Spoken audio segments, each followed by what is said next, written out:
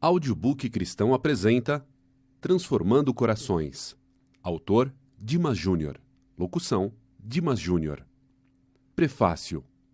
Durante algumas noites, o Senhor me acordou na madrugada e começou a mostrar vários corações que passavam por um processo de transformação. O primeiro coração representava o coração do homem, no início da criação, que em seu desenho original foi criado puro, sem mácula, a imagem e semelhança de Deus. Mas, por conta do pecado, permitiu que o orgulho entrasse, criasse raízes e iniciasse um processo de endurecimento, criando cascas de pedra em volta de si. Desde o ventre, por conta do pecado, herdamos esta semente do orgulho e a condição de homem caído. Em nossa infância, até a maturidade, somos bombardeados por circunstâncias que nos ferem, magoam e alimentam estas raízes que vão aos poucos endurecendo nosso coração. E como autodefesa dessas situações, vamos criando muros, barreiras, fortalezas e nos escondendo em prisões que nos afastam de ter um crescimento em intimidade com Deus. Muitas destas raízes de amargura, associadas a decepções profundas, impedem-nos de conseguir enxergar a Deus como nosso Pai, pois sentimos que fomos abandonados por Ele. Perdemos nossa verdadeira identidade de filhos e não vemos os verdadeiros propósitos do Pai para as nossas vidas, para o que fomos criados, ao que fomos chamados, e nos questionamos por que Ele permitiu que passássemos por tudo isso. Ainda nas madrugadas, o Senhor começou a ministrar em meu coração palavras, versículos e textos para pleno entendimento e esclarecimento de cada um desses processos que passam o nosso coração, mostrando também como podemos novamente voltar a ter o nosso coração totalmente transformado à imagem e semelhança dele, através de Jesus Cristo. Nosso parâmetro e referência neste livro sempre será Cristo e a Palavra de Deus. A cada capítulo, buscaremos identificar áreas em nossas vidas que ainda precisam ser entregues para o senhorio de Jesus, bem como pontos importantes para serem transformados, como destruir a fortaleza do orgulho, reconhecendo ser pecador e dependente de Deus, entender que somente Jesus, por sua obra de cruz, pode nos libertar e sarar nossas feridas, identificar a raiz de feridas, amarguras, endurecimento de coração, falta de perdão, falta de fé, prisões espirituais, por nosso livre-arbítrio, decidir e escolher perdoar, liberar perdão àquela pessoa que te machucou, por ser um mandamento de Deus e porque Jesus também morreu por ela e ele sofreu nossas dores. Decidir renunciar e rejeitar maus hábitos, vícios e práticas que vão contra a palavra de Deus e te afastam dele, entendendo o nosso chamado à pureza e busca de uma vida de santificação e uma identidade igual à de Jesus. Restauração da paternidade de Deus e nossa identidade em Cristo como filhos, homem, marido, mulher e esposa, empresários, empresário, empresária, líder, líder ministerial e discípulo. Uma vez apresentadas as verdades do Senhor, tendo claro entendimento da obra de Jesus Cristo pelas nossas vidas, decidimos por nosso livre-arbítrio permitir ou não que o Senhor faça a sua obra em nossas vidas. Satanás veio para roubar, matar e destruir, e ele quer distorcer a nossa identidade e a imagem de Deus para nós. Nosso maior objetivo é levar cada pessoa a ter um coração transformado à imagem e semelhança de Jesus através de sua obra. O que mais desejo é que o Senhor restaure em seu coração a sua identidade, as verdades que Satanás tentou distorcer com mentiras. Uma vez que temos nossa identidade em Jesus restaurada ao desenho original de Deus, somos chamados a ser agentes transformadores de coração, um canal do amor dele, para também compartilhar o que recebemos de Deus. Por isso, ao final deste livro, convido você a emprestar para alguém este livro, que também precise ser alcançado pelo amor do Senhor e ter o seu coração transformado por Jesus. Quero declarar que você vai viver o melhor de Deus para a sua vida e ter o seu coração verdadeiramente transformado por Ele. Deus te abençoe. Quem cura e liberta é somente Jesus Cristo. Nós somente somos facilitadores neste processo. Capítulo 1. E conhecereis a verdade, e a verdade vos libertará. Autor, Dimas Júnior. Locução, Dimas Júnior. Neste primeiro capítulo, meu objetivo é explorarmos a palavra de Deus para junto conhecermos os objetivos e sonhos que estão no coração do Pai para a criação. Passando pela queda do homem com o pecado e suas consequências para a humanidade, até chegarmos nos dias de hoje e em como estas consequências da queda nos afetam diretamente. Para facilitar nosso entendimento, neste capítulo vou dividir este processo em 4 fases. Fase 1, criação do homem. Fase 2, queda do homem. Fase 3, consequências do pecado. E fase 4, fortalezas e prisões de um coração endurecido. Fase 1, criação do homem. O homem Adão é criado com um coração puro à imagem e semelhança de Deus, como também nos elegeu antes da fundação do mundo para que fôssemos santos e irrepreensíveis diante dele em amor. Efésios 1:4. Vamos começar pelo começo. Gênesis, capítulo 1, versículos de 1 a 31, nos mostra o momento da criação de todas as coisas. Não havia nada, somente os desejos do coração de Deus Pai, Deus Filho e Deus Espírito Santo. Naquele momento, se ouve uma voz de comando dizendo: haja. E houve. A cada versículo, vemos os sonhos do Senhor ganhando vida, e ao final de cada etapa da criação, viu Deus que era bom.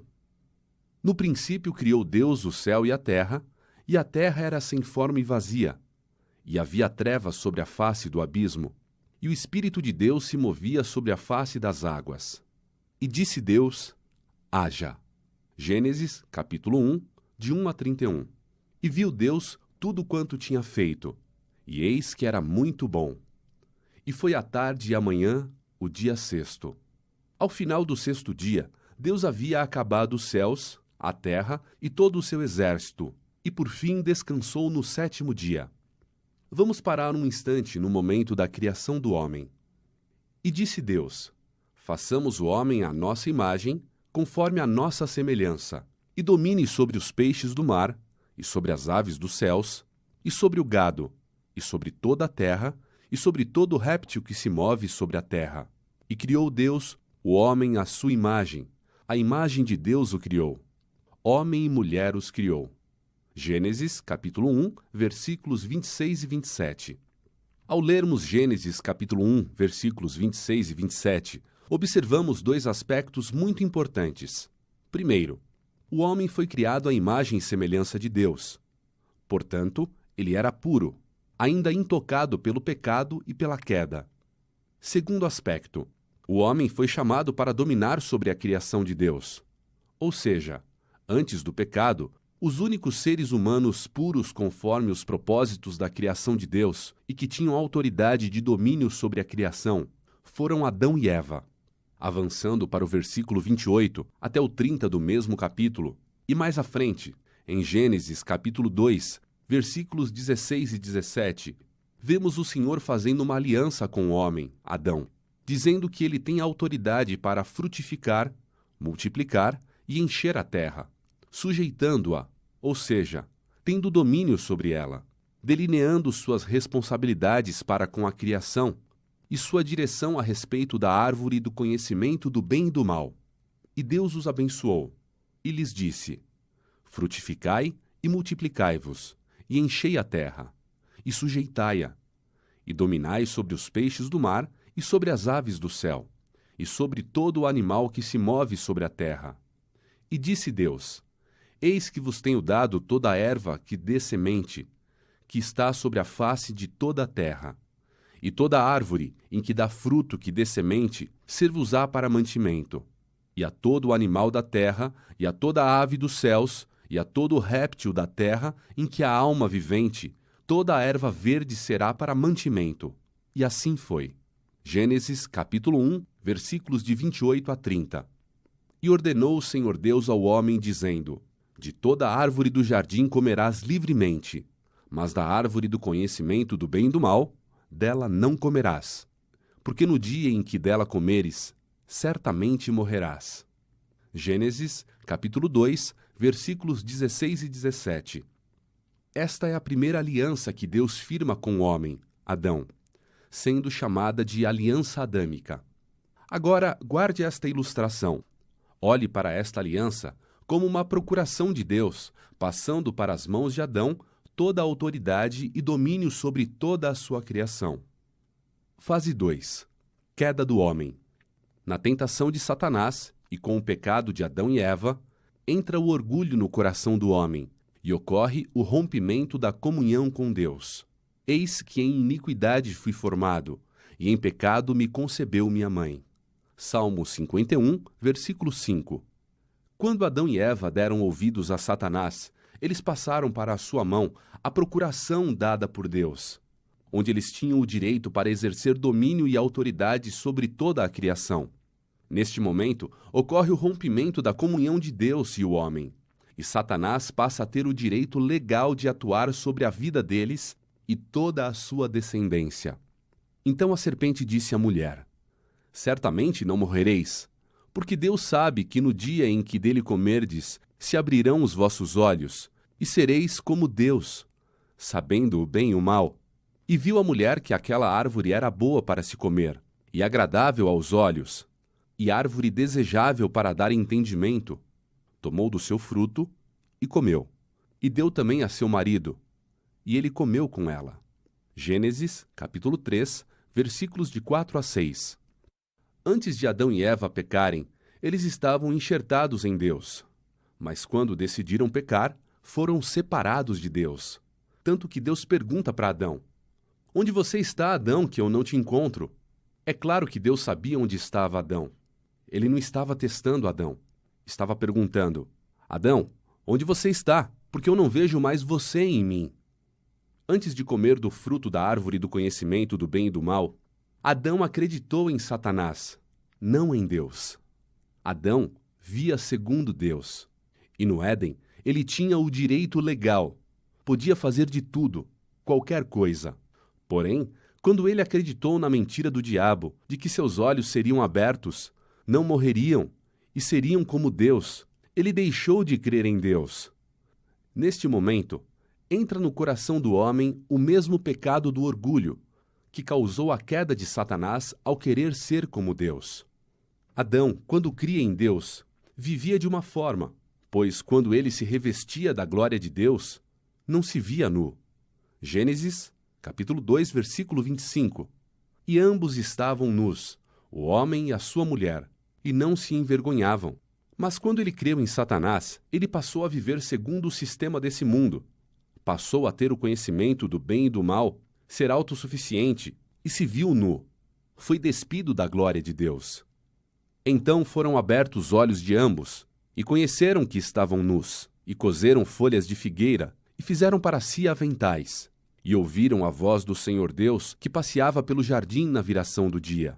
E esconderam-se Adão e sua mulher da presença do Senhor Deus entre as árvores do jardim. E chamou o Senhor Deus a Adão, e disse-lhe: onde estás? Gênesis, capítulo 3, versículos de 7 a 9. A partir do Éden, todos os seres humanos são nascidos com uma natureza pecaminosa, pensamentos, atos e palavras, que se evidencia quando atingimos nossa responsabilidade moral. Infelizmente, nós somos exemplares deformados, distorcidos e corrompidos da humanidade. Isto é, nós herdamos de Adão e Eva a semente do pecado em nosso DNA. Portanto, como por um homem entrou o pecado no mundo, e pelo pecado a morte, assim também a morte passou a todos os homens. Por isso que todos pecaram. Romanos, capítulo 5, versículo 12. Quando entendemos que o pecado do orgulho entrou em nossas vidas através de Adão e Eva, e trazemos isso como herança, entre parênteses, maldição hereditária, entendemos que esta é a primeira fortaleza que precisamos destruir e quebrar em nossas vidas, pois ela nos impede de ter um relacionamento com Deus. Fechamo-nos em nós mesmos, trancados através da porta da autossuficiência, e abrimos as portas para o pecado, para alívio de nossas dores. A soberba do homem o abaterá, mas o humilde de espírito obterá honra. Provérbios, capítulo 29, versículo 23.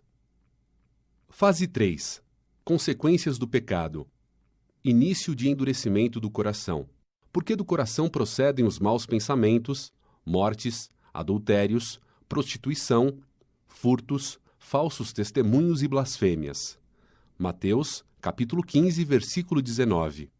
Olhando este cenário de um mundo que jaz no maligno e um homem com a natureza do pecado, conseguimos entender como determinadas situações que nós vivemos têm um porquê de terem acontecido. Pense que linguagens como ódio, brigas, contendas, invejas, ciúmes, rejeição, traições, abandono, alcoolismo, abusos, foram os possíveis cenários vividos por nossas mães, pais, avós, maridos, esposas, amigos, professores, inimigos, pastores, líderes, chefes, enfim, todas as pessoas que estão à nossa volta. Foram nessas circunstâncias que essas pessoas aprenderam a lidar com as situações. Por isso reproduzem aquilo que receberam. Ou melhor, não reproduzem aquilo que não receberam. Como o amor, por exemplo. E por isso, não podemos cobrar amor daqueles que não receberam amor. Agora podemos compreender melhor ao olharmos para o que cada um de nós viveu e enxergar a raiz de muitas situações que foram geradas inicialmente pela semente do pecado que está em cada um de nós desde Adão e que gerou consequências em uma geração de pessoas através das feridas e machucaduras que receberam ao longo da vida. Entendendo um coração endurecido. Quando somos feridos por alguém, nossa reação automática é criarmos um muro de proteção à nossa volta que tem como motivação nos manter afastados do medo de sermos feridos novamente. Com isso, fechamo-nos para não sentirmos mais dor. No entanto, não deixamos também o amor das pessoas e o amor de Deus chegar até nós. Ao sermos feridos, nós criamos expectativas com pessoas que não correspondem aos nossos sentimentos, e com isso, criamos feridas em nosso coração que geram um pus de amargura, que só infecciona, deixando-nos duros, amargos, com traumas que achamos que nunca serão curados e sarados. A consequência de estarmos atrás deste muro de proteção é que nosso coração começa a sofrer um processo de endurecimento, criando cascas e barreiras, construindo fortalezas e nos colocando em prisões. Veja abaixo como ocorrem os 6 passos do endurecimento do coração. Primeiro, somos feridos por alguém. Segundo, imediatamente criamos um muro de proteção para não sermos feridos e machucados novamente. Terceiro, devido ao medo de sermos maltratados, com este muro, além de nos protegermos, impedimos o amor de Deus e o amor das pessoas de chegar até nós. Quarto, criamos expectativas com pessoas que não correspondem aos nossos sentimentos. Quinto, aquela ferida aberta começa a gerar um pus de amargura que só infecciona, nos deixando duros, amargos, com traumas que achamos que nunca serão curados e sarados. Sexto, atrás do muro, ficamos vulneráveis para receber as setas de Satanás, pois nos fechamos em nós mesmos, trancados na prisão do medo e da mentira de que fomos abandonados por Deus. E com isso, nos aproximamos do pecado para alívio de nossas dores, o que nos afasta ainda mais de Deus. Sintomas de uma memória ferida. Fechado nestas prisões, atrás destes muros de proteção, com cascas de pedra em volta do seu coração, devido ao medo de sentirmos novamente a dor na ferida em que temos aberta, nossa carne se manifesta da seguinte forma: frustração com Deus, com a mentira em nosso coração de que Ele nos abandonou e não cuidou de nós, ira, amargura, ressentimento em relação aos outros, projeção inconsciente em relacionamentos futuros, de muros erguidos na infância, perdemos a nossa identidade e nos sentimos sem valor, ficamos orgulhosos, não precisamos da ajuda de ninguém.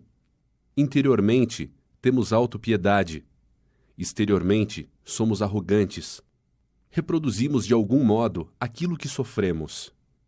O grande perigo desta condição está nas consequências que ela nos traz, pois a nossa carne nos leva a preencher o vazio gerado pela dor, que deveria ser ocupado pelo amor de Deus, por coisas e situações que são meras válvulas de escape, para nos trazer um alívio momentâneo da dor e nos dar prazer. O resultado disso é que fazemos destas coisas altares de idolatria e entregamos nas mãos de Satanás o direito legal para a atuação em nossas vidas através da legalidade do pecado. Veja algumas dessas válvulas de escape: vícios, pornografia, masturbação, glutonaria, jogos, só pensar em trabalho, entre outros. Aprisionados nesta armadilha, afastados de Deus e cegos pela dor, permitimos que entre em nosso coração o espírito de rejeição, que age nas pessoas para nos rejeitar e machucar ainda mais. Mas nós as rejeitamos primeiro para não sermos rejeitados. Presos nesse ciclo de endurecimento de coração que só se fortalece, pois quanto mais nos fechamos, mais profundas e sólidas essas raízes de amargura se tornam e a casca de pedra ao redor do nosso coração começa a se transformar em uma verdadeira rocha, e nos tornamos ainda mais orgulhosos e intolerantes. Erguemos novos muros e criamos verdadeiras fortalezas à nossa volta. Podemos enxergar nossa alma através de duas ilustrações. A primeira é como uma esponja, que recebe e absorve informações boas ou ruins através dos nossos sentidos, visto que, desde quando nascemos, guardamos estas informações em nossa memória. A segunda é como uma argila. Nossa alma assume facilmente as pressões que recebe, e cada pressão recebida fere a nossa estrutura original planejada por Deus no início da criação. E uma ferida aberta e mal cicatrizada gera uma casca que só esconde a inflamação que está por baixo desta ferida, cheia de pus de amargura. Se ao lembrarmos de um fato ou situação que passamos, que nos machucou, e isso ainda nos causa profunda dor, este é um sinal claro de que esta ferida ainda está aberta, inflamada, e precisa ser tratada antes que ela se torne uma infecção e tome conta de outras áreas do seu coração. Fase 4. Fortalezas e prisões de um coração endurecido. Consequências do pecado para o endurecimento do coração. E lhes darei um só coração, e um só espírito novo porei dentro deles. E tirarei da sua carne o coração de pedra, e lhes darei um coração de carne. Ezequiel, capítulo 11, versículo 19. Deus não nos planejou para ter um coração endurecido e petrificado, mas sim um coração puro à sua imagem e semelhança. Porém, desde o ventre, muitos de nós somos alvos de agressões que têm por legalidade o pecado gerado lá no Éden. E este pecado reflete em cada um de nós, inclusive em nossos agressores, pois eles foram tão vítimas de seus agressores quanto nós fomos deles. Este é um ciclo que só terminará no fim de todas as coisas, quando o Senhor fizer novos céus e nova terra, quando Cristo estiver governando. Mas até lá, enquanto este mundo jaz no maligno, em todo o tempo Satanás tentará semear o pecado para destruir vidas e nos separar do amor de Deus. Quero apresentar a seguir alguns cenários e situações que vão trazer luz a muitas respostas de feridas abertas em nossos corações, fazendo um paralelo entre as mentiras lançadas por Satanás através de suas setas inflamadas e as verdades de Deus. Feridas no ventre. Pense no seguinte cenário. Uma criança é gerada de modo inesperado, e dentro desta condição em que ela é gerada, seus pais não têm recursos financeiros, estão passando por dificuldades sérias, ou então, os pais têm condições financeiras, mas ela é o resultado de uma relação sexual de pecado, em um namoro impuro ou uma traição. A reação automática da nossa carne, misturada com as informações recebidas pela nossa alma ao longo de nossa vida, que estão guardadas em nossa memória, em meio à notícia do resultado positivo da gravidez, pode ser rejeitar aquilo, entre aspas, que está dentro do ventre da mulher, pois é uma situação que foge ao seu controle e que está fora dos planos de vida da pessoa para aquele momento. Isso mesmo, usei o termo aquilo para me referir ao feto, pois é desta forma que muitos tratam esta vida que está ali no ventre. Muitos não entendem que naquele embrião já há vida. mas acham que a vida só existe quando se escuta as batidas do coração do bebê, ou mesmo quando ele atinge uma determinada maturidade de desenvolvimento. Em meu livro Defenda Sua Fé, Manual do Cristão, no primeiro capítulo trato exatamente deste assunto.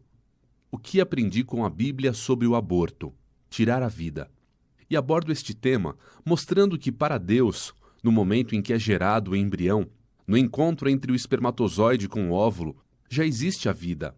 E aquele feto está em uma fase inicial de desenvolvimento.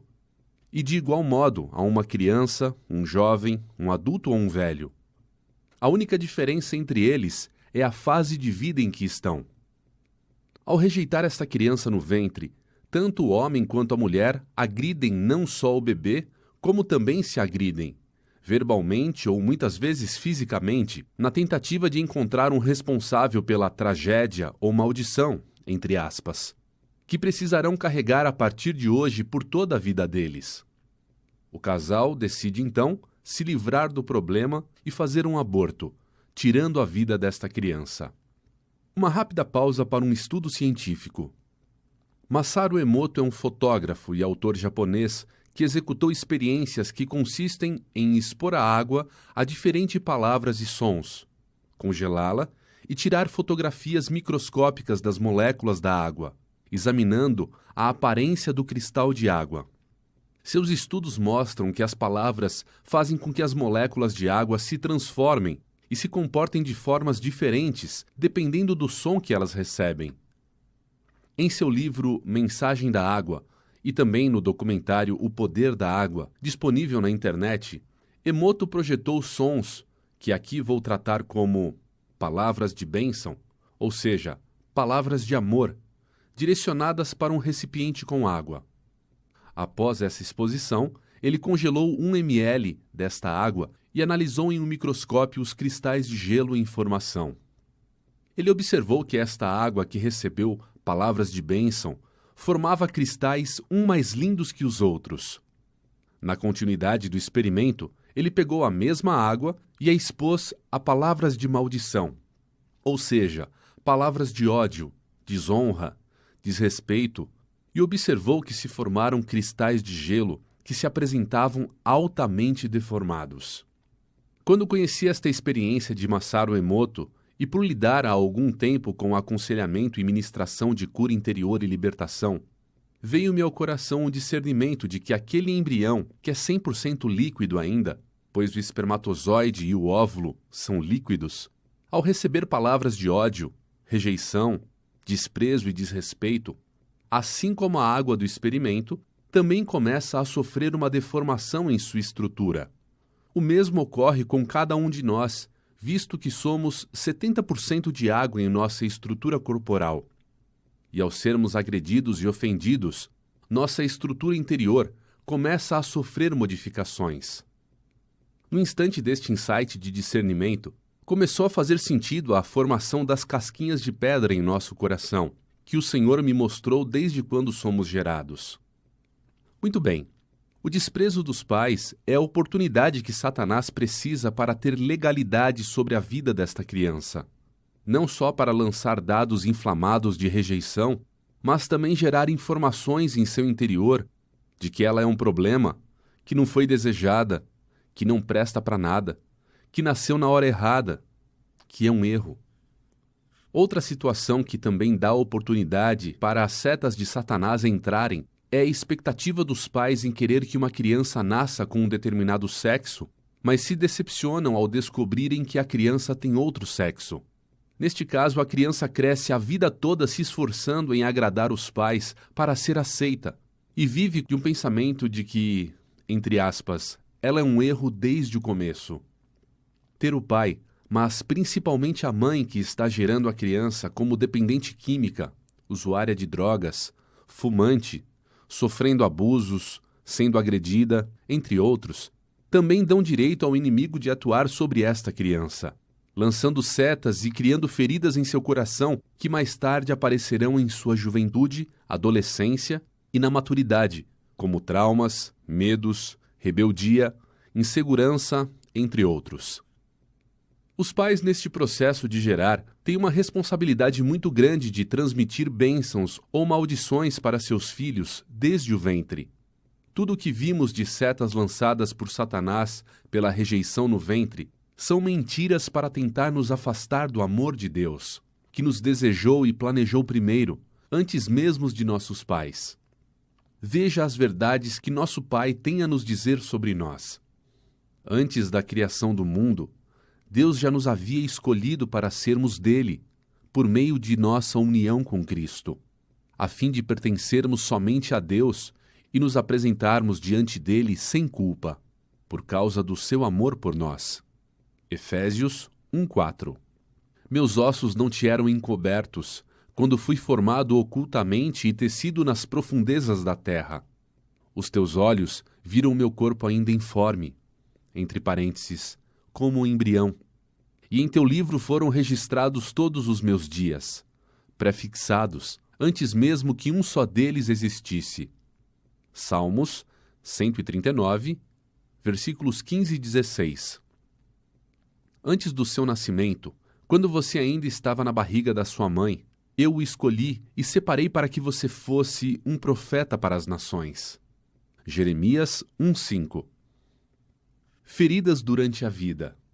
Desde a nossa infância, passando pela juventude, adolescência, em nossa fase adulta até a velhice, passamos e passaremos por diversas situações com pessoas que nos maltratam, envergonham, castigam, fazem bullying, que nos abusaram sexualmente ou moralmente com sua autoridade, que nos constrangem em circunstâncias fazendo acusações com julgamentos injustos, apontando o dedo em nossa cara, ou quando presenciamos brigas entre nossos pais, espancamentos, mortes, quando nosso pai ou mãe morre ou abandona o lar.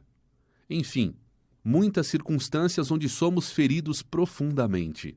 Para todos esses casos e muitos outros onde está presente a, entre aspas, semente do pecado, Satanás vem e lança seus dardos inflamados sobre a pessoa que sofreu a agressão. E o veneno destes dardos acessa nossa alma com mentiras que geram pus de amargura, com sentimentos de culpa, autorreprovação, autorrejeição, indignação, sentimento de que sempre seremos abandonados, etc. Cada uma destas mentiras lançadas por Satanás tem um único objetivo: afastar-nos de Deus e, desta forma, nos fazer acreditar que Ele esqueceu de nós, que não temos valor, fazendo assim perdermos a nossa verdadeira identidade de filhos e filhas. Ninguém pode devolver aquilo que foi roubado de você.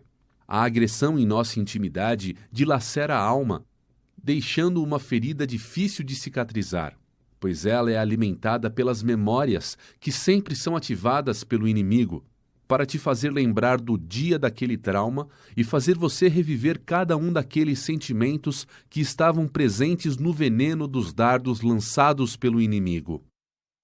Como nossa carne se manifesta por consequência de um trauma?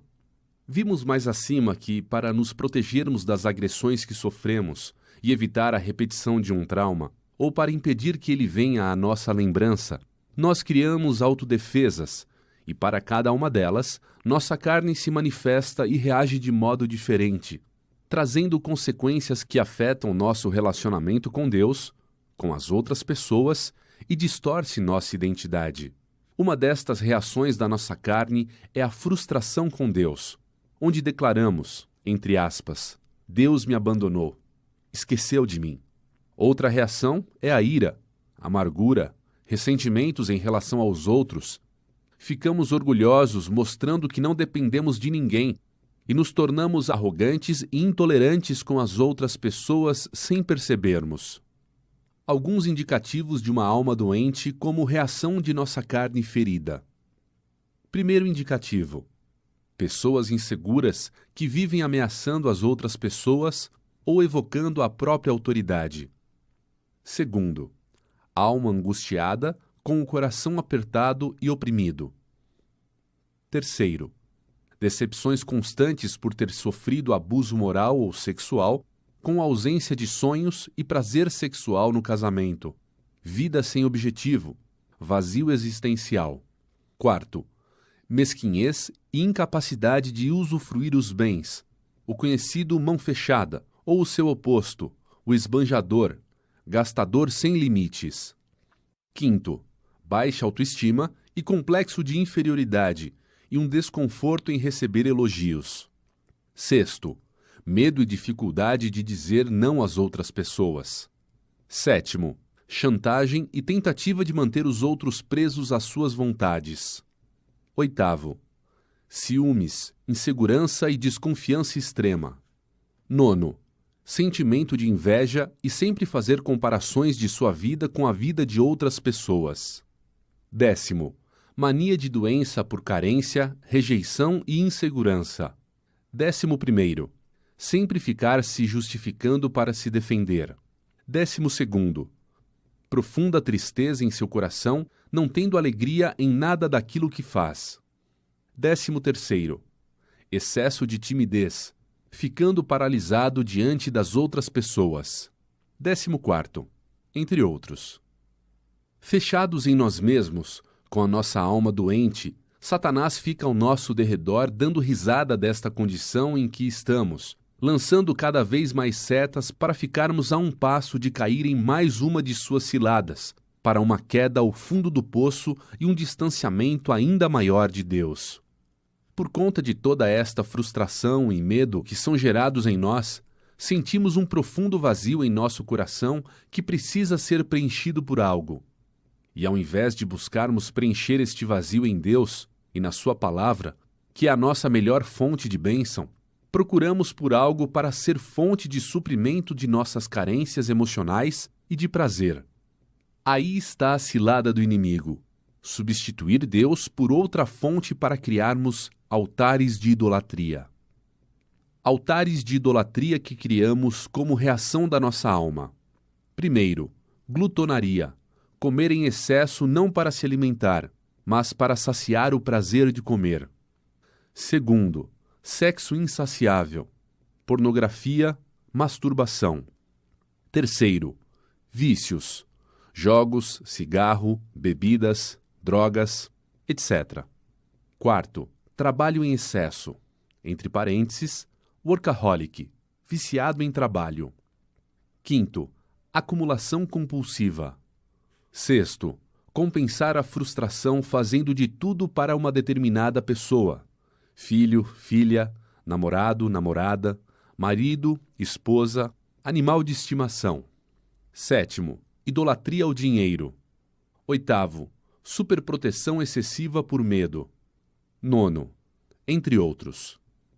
Meu amado, minha amada, algumas das poucas situações que apresentamos acima como altares de idolatria são para mostrar como Satanás é astuto para distorcer a verdade das coisas, plantar mentiras em nosso coração e nos conduzir para uma condição de pecado e falta de domínio sobre as situações, que em sua maioria são condicionadas pelo medo da perda, rejeição e desejo de obtenção de prazer.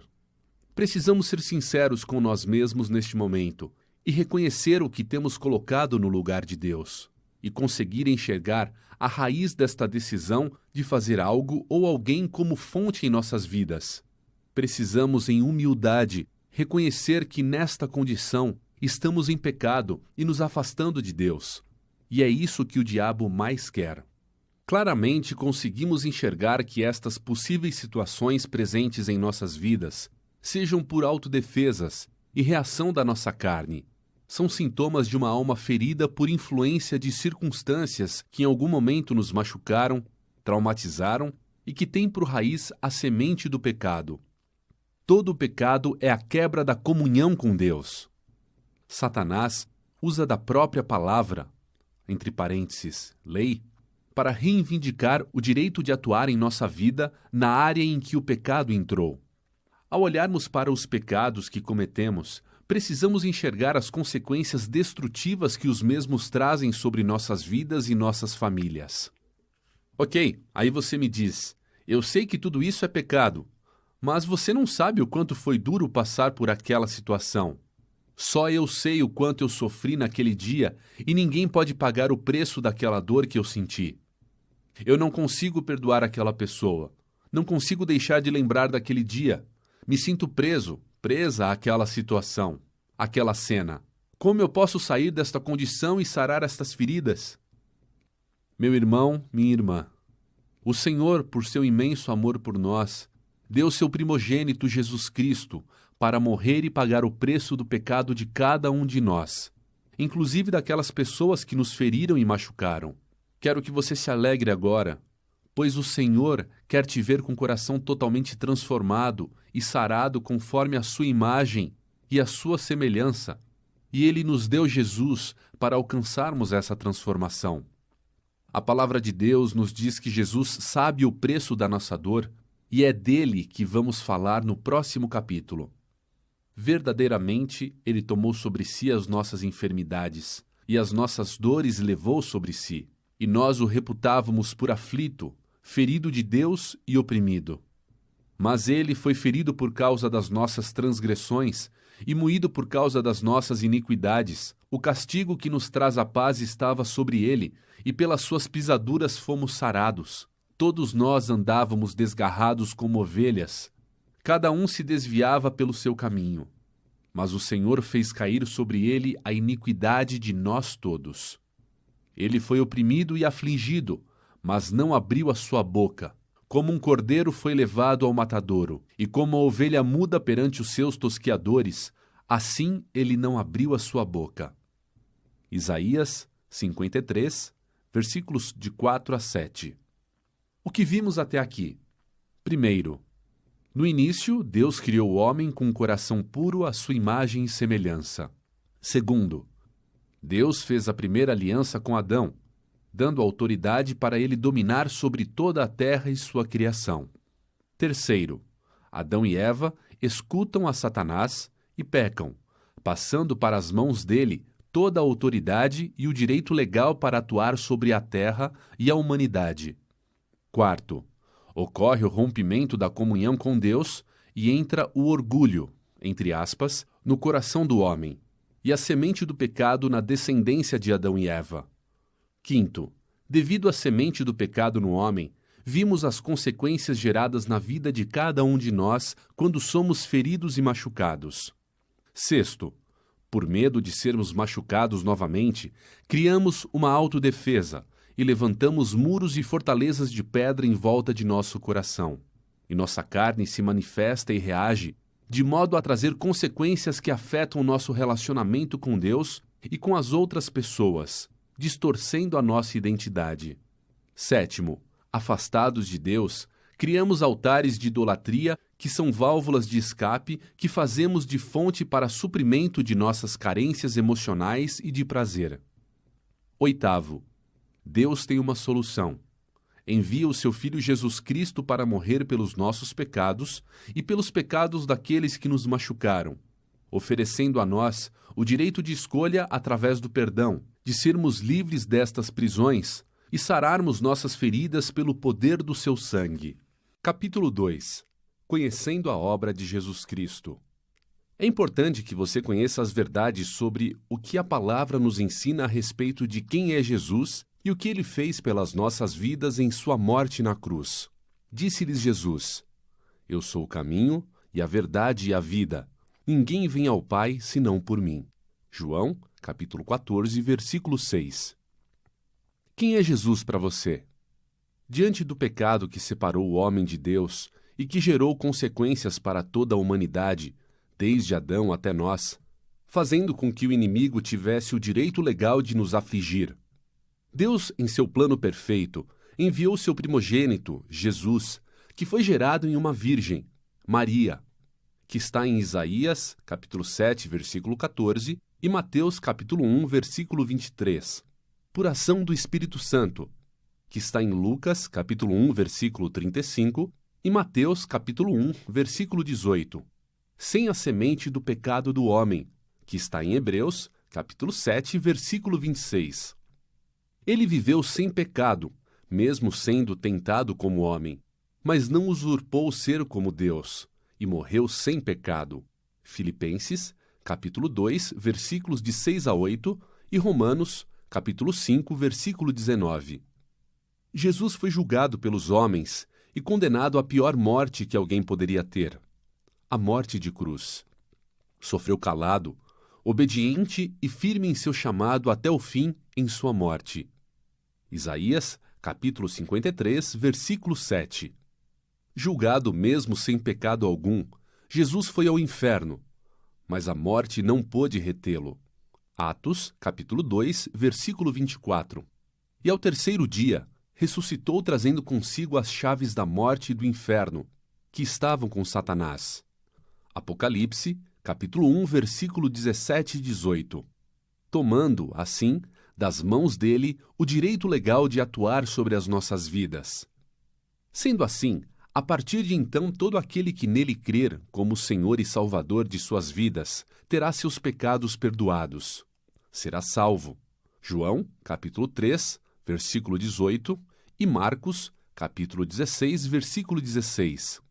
E novamente enxertado na videira, sendo religado a Deus. Livro de João, capítulo 14, versículo 6. Por isso, meu irmão, minha irmã, quando confessamos e declaramos com a nossa boca e em verdade no coração que aceitamos a Jesus como Senhor e Salvador de nossas vidas, livro de Romanos, capítulo 10, versículo 9, fazemos uma nova aliança com Deus. Livro de Lucas, capítulo 22, versículo 20, e livro de Hebreus, capítulo 9, versículo 14 e 15. Pois nossos pecados que nos afastaram do Senhor foram perdoados e pagos pelo sacrifício de Jesus. Amados, discernindo estas verdades que estão na palavra de Deus, o Senhor nos convida a pegar as chaves que estão com Jesus e abrir as portas das prisões em que nos encontramos. O sangue derramado por Jesus na cruz do Calvário pagou o preço de todo o pecado. Ele levou sobre si todas as nossas transgressões e também as transgressões daqueles que nos machucaram e maltrataram. Ou seja, Jesus pagou o preço pelos meus, os seus e os pecados daqueles que nos feriram. A palavra nos diz em Mateus, capítulo 27, e Isaías, capítulo 53, que Jesus sentiu a nossa dor e que ele sabe o que é ser homem. Livro de Filipenses, capítulo 2, versículos de 5 a 8. Passar pelas angústias, sofrimentos, tentações, ser cuspido, zombado, blasfemado e abandonado. Por isso, ele é o único que pode verdadeiramente nos libertar de situações onde fomos profundamente feridos, machucados e derrubar os muros e fortalezas que criamos em volta de nossos corações. Nesta nova aliança, que está em Colossenses, capítulo 1, versículo 13, nos diz que o Senhor nos resgata do domínio das trevas e nos transporta para o reino do seu Filho amado. De sorte que haja em vós o mesmo sentido que houve também em Cristo Jesus, que, sendo em forma de Deus, não teve por usurpação ser igual a Deus, mas esvaziou-se a si mesmo, tomando a forma de servo, fazendo-se semelhante aos homens. E achando na forma de homem, humilhou-se a si mesmo, sendo obediente até a morte, e morte de cruz. Filipenses, capítulo 2, versículos de 5 a 8. E, visto como os filhos participaram da carne e do sangue, também ele participou das mesmas coisas, para que pela morte aniquilasse o que tinha o império da morte, isto é, o diabo, e livrasse todos os que, com o medo da morte, estavam por toda a vida sujeitos à servidão. Porque, na verdade, ele não tomou os anjos, mas tomou a desobediência de Abraão. Por isso, convinha que em tudo fosse semelhante aos irmãos, para ser misericordioso e fiel, sumo sacerdote, naquilo que é de Deus, para expiar os pecados do povo. Porque naquilo que ele mesmo, sendo tentado, padeceu, pode socorrer aos que são tentados. Hebreus, capítulo 2, versículos de 14 a 18. Quebrando o orgulho. A fortaleza do orgulho é a parte do nosso coração que está necrosada, endurecida, petrificada, seca por fora, porém cheia de pus de amargura por dentro. Devido aos traumas que passamos, essa mentira de Satanás de que fomos abandonados, esquecidos e que não temos valor, afasta-nos de Deus e bloqueia o acesso dele ao nosso coração, fazendo-nos enxergar que estamos sozinhos e dependemos unicamente de nós mesmos. Por isso fazemos e tentamos resolver tudo pela força do nosso braço. Se confessarmos os nossos pecados, Ele é fiel e justo para perdoar os nossos pecados e nos purificar de toda injustiça. Se afirmamos que não temos cometido pecado, fazemos de Deus um mentiroso, e a sua palavra não está em nós. 1 de João, capítulo 1, versículos 9 e 10.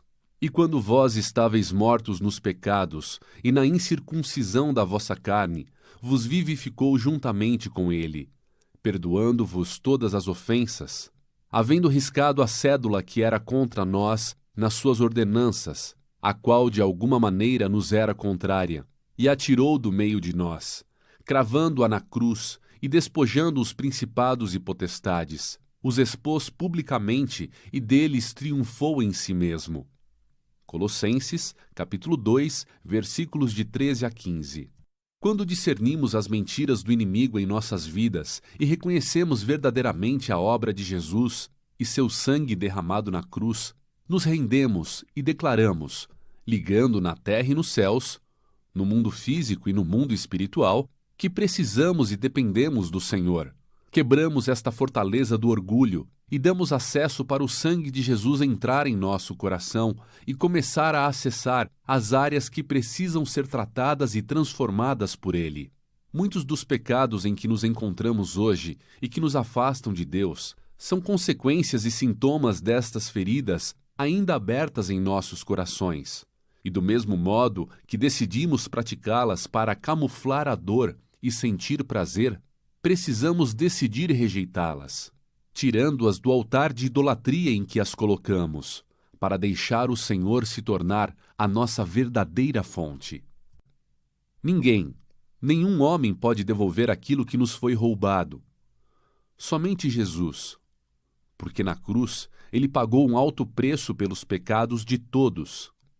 Ele assumiu a dor, a vergonha, todo o nosso sofrimento e destruição para que pudéssemos ser curados, limpos e liberados da vergonha, da desonra, da destruição, da sensação de abandono, sujeira e do sentimento de solidão. Na cruz, Jesus resgatou tudo aquilo que nos foi roubado, para que através do perdão pudéssemos ser liberados dos cativeiros e prisões que os traumas e feridas nos colocam. A palavra nos ensina que o perdão é uma decisão que tomamos. Uma vez que Deus nos manda perdoar, que está lá no livro de Marcos, capítulo 11, versículos de 24 a 26, e Colossenses, capítulo 3, versículos de 12 a 17, fazemos uma escolha consciente de perdoar. Pois, como está escrito no livro de Mateus, capítulo 6, versículos 14 e 15, se perdoarmos aqueles que nos ofenderam, machucaram, Deus também nos perdoará. Porém, se não os perdoarmos, Deus também não os perdoará. Porque se perdoardes aos homens as suas ofensas, também o vosso Pai Celeste vos perdoará. Se, porém, não perdoardes aos homens as suas ofensas, tampouco vosso Pai vos perdoará as vossas ofensas. Mateus, capítulo 6, versículos 14 e 15. Antes, sede uns para com os outros benignos, compassivos, perdoando-vos uns aos outros, como também Deus, em Cristo, vos perdoou. Efésios, capítulo 4, versículo 32. Então Pedro, aproximando-se, lhe perguntou: Senhor, até quantas vezes meu irmão pecará contra mim, que eu lhe perdoe? Até 7 vezes? Respondeu-lhe Jesus: Não te digo até 7 vezes, mas até 70 vezes 7. Mateus, capítulo 18, versículos 21 e 22. Quando não perdoamos, estamos dizendo que o sacrifício de Jesus não foi suficiente para nos justificar. Além disso, ficamos cativos, presos nas situações em que estivemos envolvidos, e geramos em nosso corpo e alma amargura, sofrimento, tristeza, mágoa, além de perda das recompensas eternas de Hebreus, capítulo 12, versículos 14 e 15.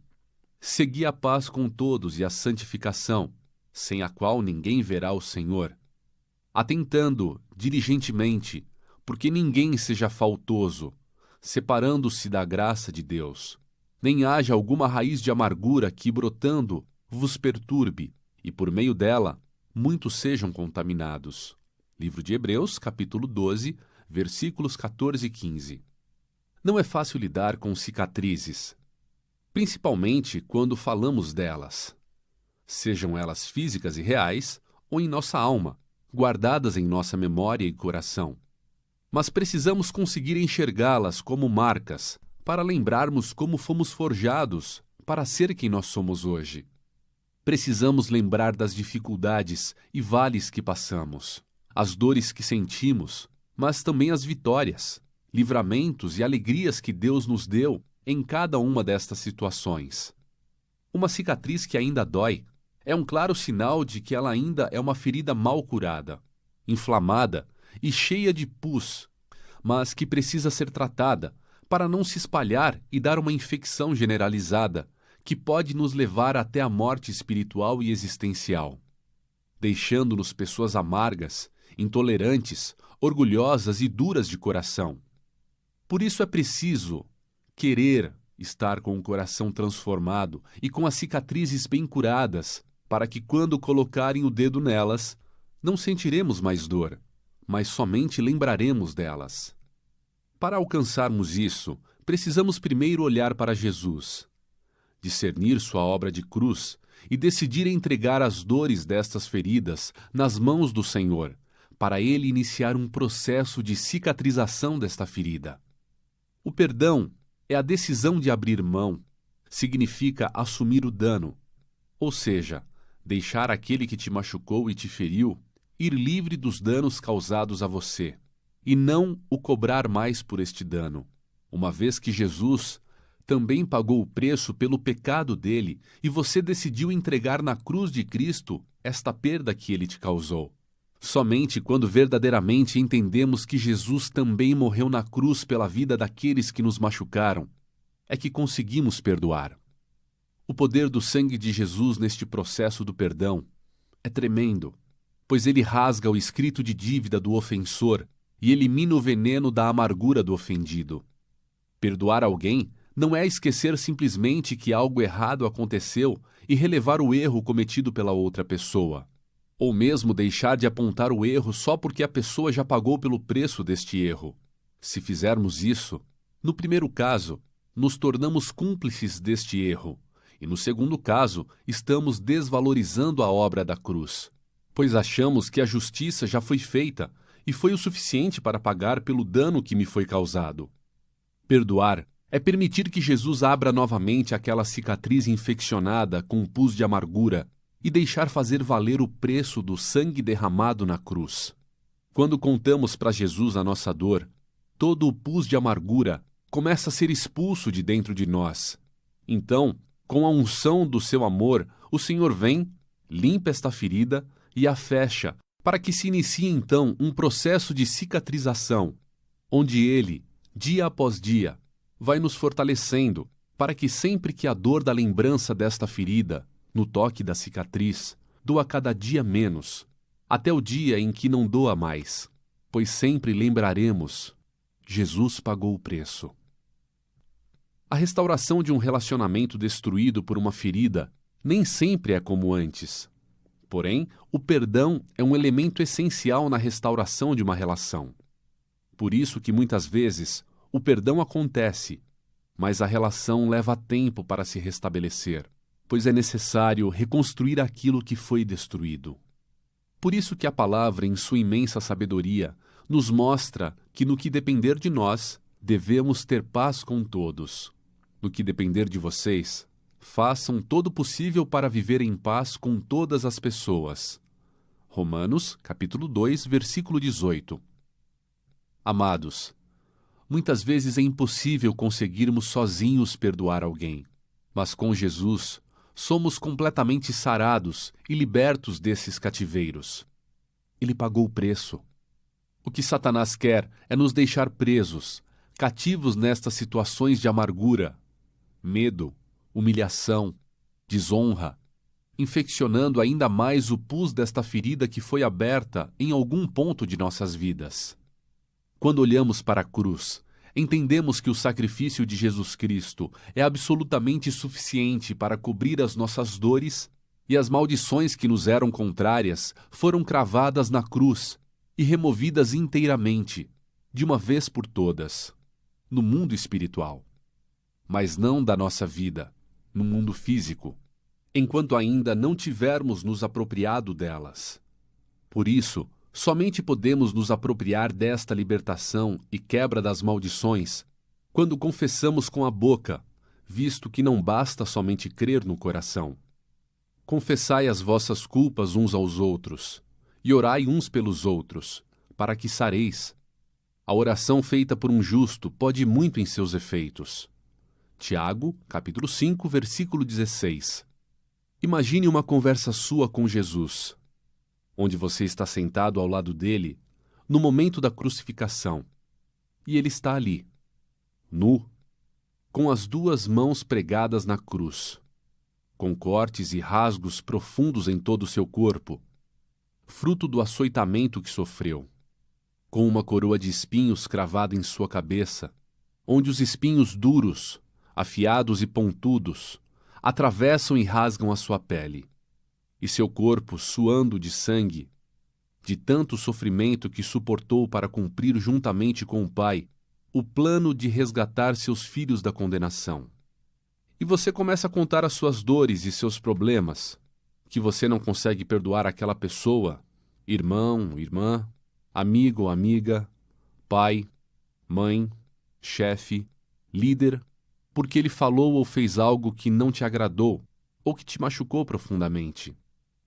Quero que você feche os seus olhos agora e faça exatamente isso. Olhe nos olhos de Jesus, que está à sua espera. Jesus, com amor, te responde: Filho, filha, eu morri pelos seus pecados e pelos pecados daquele que te machucou. Eu já paguei esse preço. Você já está justificado, justificada. Por isso, libera esta pessoa e perdoa. O maior interessado na transformação completa de nosso coração é Deus. Ele quer nos ver livres, libertos, sarados e curados de nossas feridas, amarguras, de situações onde nos encontramos presos, amarrados, acorrentados, dentro de poços profundos, fortalezas que criamos ou fomos colocados, prisões onde achamos impossível quebrar as barreiras, pois não enxergamos que o mais alto preço deste dano causado a nós foi pago por Jesus, pelo sangue dele derramado na cruz. Para sermos sarados, precisamos falar desses sentimentos para Jesus, pois só ele sabe a dor que nós sentimos. Muitas vezes esperamos que nossos pais, marido, esposa, irmãos, amigos, filhos, pastores, líderes, transmitam bênçãos para nós. Entretanto, eles podem ter feridas não tratadas em áreas da sua vida que os impedem de transmitir bênção. Ou seja, o canal do amor, da bênção, está entupido. Enganoso é o coração, mais do que todas as coisas. E perverso, quem o conhecerá? Jeremias 17:9. José do Egito, exemplo de um coração perdoador. Agora, pois, não vos entristeçais, nem vos pese aos vossos olhos por me haverdes vendido para cá. Porque para a conservação da vida, Deus me enviou adiante de vós. Porque já houve 2 anos de fome no meio da terra, e ainda restam 5 anos em que não haverá lavoura nem cega. Pelo que Deus me enviou adiante de vós para conservar vossa sucessão na terra, e para guardar-vos em vida por um grande livramento. Assim não fostes vós que me enviaste para cá, senão Deus, que me tem posto por pai de Faraó e por senhor de toda a sua casa, e como regente em toda a terra do Egito.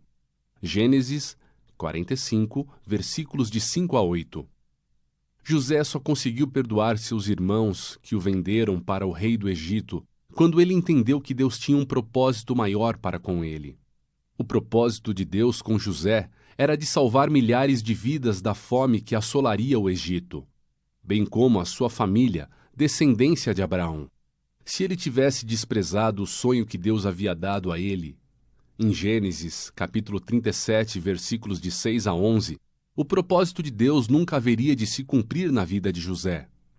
E disse-lhes: Ouvi, peço-vos, este sonho que tenho sonhado. Eis que estávamos atando molhos no meio do campo, e eis que o meu molho se levantava, e também ficava em pé. E eis que os vossos molhos o rodeavam, e se inclinavam ao meu molho.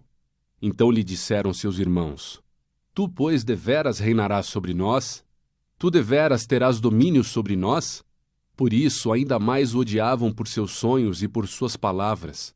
E teve José outro sonho, e o contou a seus irmãos e disse: Eis que tive ainda outro sonho, e eis que o sol e a lua e 11 estrelas se inclinavam a mim. E contando a seu pai e a seus irmãos, respondeu o seu pai, e disse-lhe: Que sonho é esse que tivesse? Porventura viremos, eu e tua mãe e teus irmãos, a inclinar-nos perante a ti em terra? Seus irmãos, pois, o invejavam. Seu pai, porém, guardava este negócio no seu coração. Gênesis, capítulo 37, versículos de 6 a 11. Deus tem para nós planos maiores do que possamos imaginar. Até mesmo em situações onde sofremos, somos maltratados, traídos e humilhados. Pare um instante e pergunte para Deus qual o propósito dele permitir que você passe por determinadas situações e para qual plano maior ele está te forjando e lapidando. Deus forma diamantes. Você sabia que os diamantes são formados a cerca de 150 quilômetros da superfície da Terra e são submetidos a temperaturas e pressões tão altas até suas estruturas se modificarem?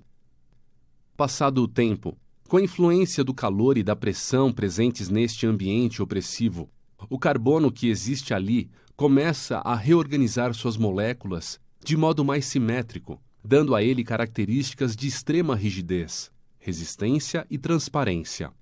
Essa nova estrutura formada deste processo é o diamante, o mineral mais resistente que existe na face da Terra. A caminhada do diamante para chegar à superfície se inicia no momento da explosão dos vulcões, onde o magma passa por rochas com diamantes trazendo-os até o topo.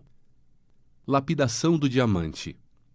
Com o diamante bruto em mãos, só conseguimos esta forma que enche os nossos olhos com sua beleza depois que ele é lapidado por outro material que tenha ao menos a mesma dureza que ele. Ou seja, apenas outro diamante é capaz de cortar um diamante. Trazendo para o contexto no qual estamos trabalhando no livro, podemos entender que Deus usa pessoas tão duras quanto nós para poder lapidar áreas e arestas de nossa vida, que outros não conseguiriam lapidar, para um propósito maior que veremos mais à frente. Durante o processo de lapidação do diamante, após o corte feito pelo lapidador, também é usado o azeite, juntamente com o pó de diamante, para nivelar e polir a área lapidada. Vinde e tornemos ao Senhor, porque Ele despedaçou e nos sarará, feriu e nos atará a ferida. Oséias, capítulo 6, versículo 1. Aos olhos dos especialistas, a perfeita lapidação de um diamante se dá quando a luz é refletida de uma face para outra, até ser dispersa no topo do mesmo. Aos olhos de Deus, quando aceitamos suas correções e nos deixamos ser lapidados, abrimos mão do nosso orgulho e deixamos a luz de Cristo entrar em nosso coração, de modo que começamos aos poucos resplandecer esta luz em nosso caráter e atitude. Também existe um tipo de lapidação chamada de lapidação imperfeita, quando o brilho não chega ao topo da pedra e se perde em um dos lados do diamante, e a lapidação imperfeita curta, quando o brilho do diamante não reflete em nenhum lugar. Em nosso contexto, isso ocorre quando entendemos que estamos passando por um processo de correção do Senhor, mas não aceitamos. Somos rebeldes, não deixamos o Senhor nos mostrar seus propósitos e decidimos sair dos caminhos do Senhor e não passar pelo processo. Assim como no diamante, que tem seu valor medido pelo seu grau de pureza e por sua forma após a lapidação, Nós também, quanto mais somos lapidados pelo Senhor, mais somos purificados dos pecados e somos sarados das nossas feridas. Porque o Senhor corrige o que ama, e açoita a qualquer que recebe por filho. Se suportais a correção, Deus vos trata como filhos, porque que filho há a quem o pai não corrija? Mas se estáis sem disciplina, da qual todos são feitos participantes, sois então bastardos, e não filhos. Hebreus, capítulo 12, versículos de 6 a 8. Apesar de estarmos como uma pedra bruta e sem brilho, cheia de imperfeições, cascas e sujeiras, Deus nos enxerga como diamantes preciosos, com potencial e valor inestimáveis. Ao sermos lapidados, sendo forjados nas dificuldades e desafios que o Senhor permite que sejamos expostos, vamos nos transformando e, aos poucos, a cada novo processo, precisamos discernir os planos e propósitos de Deus, aceitá-los e permitir que aquele pedaço em nós que distorce a luz de Cristo seja aparado até o ângulo perfeito da lapidação para começarmos a refletir a beleza e o brilho da luz de Cristo. Se queremos realmente que o agir de Deus seja manifesto em nós, é necessário deixarmos o Espírito Santo fazer todas as lapidações necessárias, para só assim vermos a luz brilhar em todas as áreas da nossa vida. Por isso, deixe o Senhor usar quem Ele quiser para te lapidar, porque a combinação de um diamante bem lapidado, que reflete a luz que é Jesus, torna-se ainda mais valiosa. Antes de caminharmos para o próximo capítulo, quero que reflita alguns instantes. Seja sincero consigo mesmo e responda: o brilho de Jesus está sendo refletido em todas as áreas da sua vida? Capítulo 4. Restaurando a paternidade de Deus e nossa identidade em Cristo como filhos. Assim que já não és mais servo, mas filho, e se és filho, és também herdeiro de Deus por Cristo. Gálatas, capítulo 4, versículo 7. A seguir separei alguns trechos do meu livro Defenda Sua Fé, Manual do Cristão, onde trabalho a paternidade de Deus e nossa identidade como filhos com mais profundidade. Embora tenhamos sido separados de Deus por conta do pecado, a palavra nos mostra que mesmo antes de estarmos no ventre da nossa mãe, o Senhor já nos conhecia. Antes que te formasse no ventre, te conheci. E antes que saísse da madre, te santifiquei. As nações te dei por profeta. Jeremias, capítulo 1, versículo 5. Deus Pai nos fala ainda em Salmo 139, versículos de 13 a 16, que não fomos gerados meramente ao acaso, ou simplesmente por um descuido de nossos pais biológicos. Ele nos planejou, nos amou primeiro, desejou e escreveu os nossos dias em seu livro, cada um deles, escrito e determinado, mesmo quando nenhum deles ainda havia. Pois possuístes os meus rins, cobriste-me no ventre da minha mãe. Eu te louvarei, porque de um modo assombroso e tão maravilhoso fui feito. Maravilhosas são as tuas obras, e a minha alma a sabe muito bem. Os meus ossos não te foram encobertos, quando no oculto fui feito, e entritecido nas profundezas da terra. Os teus olhos viram o meu corpo ainda informe, e no teu livro todas estas coisas foram escritas, as quais em continuação foram formadas, quando nem ainda uma delas havia. Salmos 139, versículos de 13 a 16. Muitas pessoas falam: eu também sou filho de Deus. Porém, quando conhecemos, entendemos e discernimos a palavra, vemos que por conta do pecado do homem, Adão, por ter acreditado e dado ouvidos ao diabo, ele e toda a sua descendência, que inicialmente estavam ligados diretamente a Deus, até hoje estão separados do seu Criador. Mas nosso Pai, por sua misericórdia e amor, enviou o seu Filho, Jesus Cristo, que veio ao mundo, viveu e morreu sem pecado, para morrer por nós, pelos nossos pecados, para que todo aquele que nele crer e confessar com a sua boca e em verdade no coração Jesus como Senhor e Salvador de sua vida, seja perdoado de seus pecados e possa ser religado, enxertado novamente em Deus, através de uma nova aliança por Cristo, tornando-se assim filho, filha de Deus. Para os demais, Deus continua sendo somente o seu Criador. Eu sou a videira, vocês são os ramos. Se alguém permanecer em mim e eu nele, esse dará muito fruto, pois sem mim vocês não podem fazer coisa alguma. João, capítulo 15, versículo 5. A palavra nos garante que ao recebermos Jesus como Senhor e Salvador de nossa vida, não somos mais servos. Ganhamos o direito de nos tornarmos filhos. E se somos filhos, somos herdeiros de Deus por Cristo. Por isso, temos direito de herança. Assim que já não és mais servo, mas filho, e se és filho, é também herdeiro de Deus por Cristo. Gálatas, capítulo 4, versículo 7. Se você verdadeiramente aceitou a Jesus como Senhor e Salvador da sua vida, e Ele, a Palavra, o Verbo vivo, habita dentro de você, pois você é templo do Espírito Santo, você é filho, filha, e por isso não tem como o pecado coabitar, habitar junto com Jesus, ocupando o mesmo lugar dentro de você. Ou você dá lugar ao Verbo vivo, Jesus, ou dá lugar ao pecado. Pense um minuto em todas as áreas da sua vida. Eu te pergunto, quem ocupa lugar nestas áreas? O Senhor ou o pecado? Para cada uma destas escolhas, Deus nos mostra claramente as suas consequências. Quero compartilhar com você um pensamento muito interessante sobre identidade, que meu querido amigo, o pastor Jorge Guerra, sempre ministra em seus seminários de sexualidade. Antes de Adão e Eva pecarem, eles estavam enxertados em Deus. Mas quando eles pecaram, foram separados de Deus. Tanto que Deus pergunta para Adão: "Onde você está, Adão, que eu não te vejo?" É claro que Deus sabia onde estava Adão. Deus não estava testando Adão.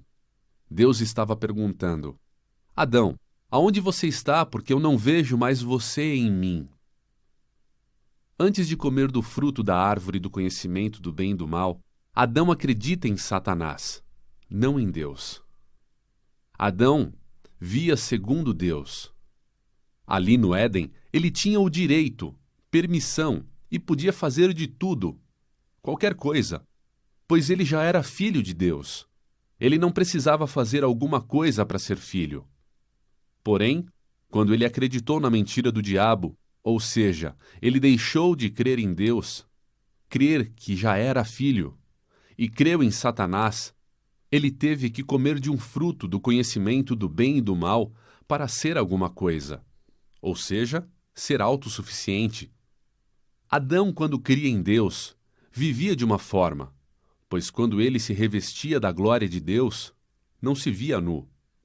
Gênesis, capítulo 2, versículo 25. E ambos estavam nus, o homem e a sua mulher, e não se envergonhavam.